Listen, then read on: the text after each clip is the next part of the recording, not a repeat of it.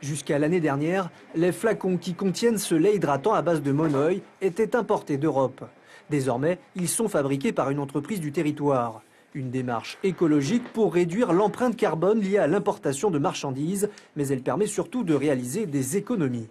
Aujourd'hui, on a l'économie de cette TDL, plus l'économie sur le coût de l'opération, notamment du moule, qui est une acquisition qui est importante pour la réalisation des flacons, qui nous permettent aujourd'hui d'être compétitifs et d'avoir des prix quasiment asiatiques sur le flacon.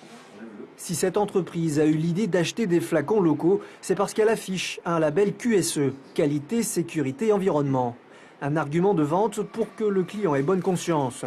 Cela requiert le recyclage au maximum des produits utilisés. Par exemple, les tiges des fleurs de tiare rejoindront un bac de compost comme le papier hygiénique.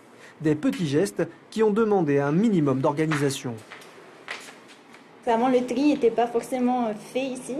Du coup, il a fallu leur apprendre ce qu'est un bac vert, un bac gris, mais on a aussi un bac réservé à tout ce qui va au compost. Le papier biodégradable rejoint les matières organiques dans la benne de compost. Le compost sera envoyé aux producteurs de tiare de l'entreprise. C'est bon, Chikawa, le nouveau code couleur, ça t'a facilité un peu pour le tri? Oui, c'est du papier, ouais. ça m'a beaucoup facilité. Grâce au label QSE et à la baisse du coût du flacon, ce producteur de monoï devient compétitif dans le marché de l'hôtellerie.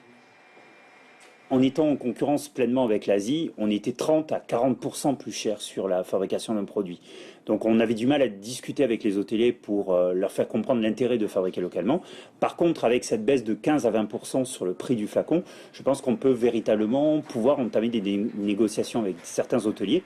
Si l'investissement qui a servi à l'achat du moule de fabrication des 10 000 petits flacons s'avère rentable, Olivier Touboul se verrait bien acheter tous ces flacons localement.